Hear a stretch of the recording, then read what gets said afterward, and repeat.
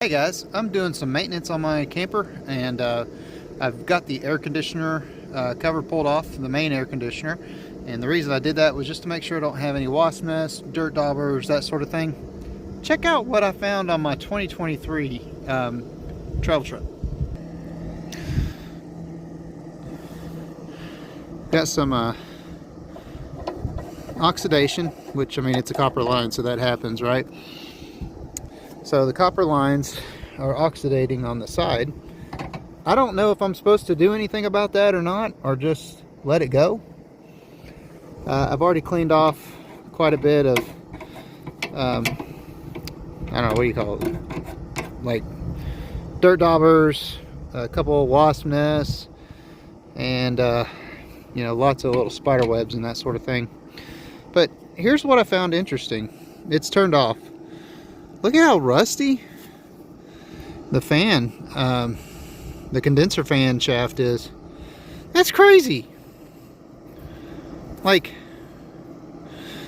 that thing looks like it's been under salt water for like months. So this really isn't a how-to or anything like that. The cover's pretty simple to take off. There's just 4 screws and it's off. So I'll try to drop a clip in here showing you how it's like 4 regular screws. All right, so you got 4 of those, at least on the Dometic Evolution. And they're just Phillips head screws, 2 in the front, 2 in the back on the sides, and it's off.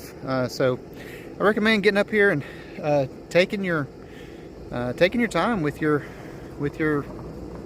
RV air conditioners and clean them up. Make sure everything's okay. Let me know down in the comments if you got any questions, suggestions, or ideas on why this shaft looks so bad. Talk to you guys later. So, I mean, get it serviced, I guess. I mean, how do you service a sealed unit? I don't know.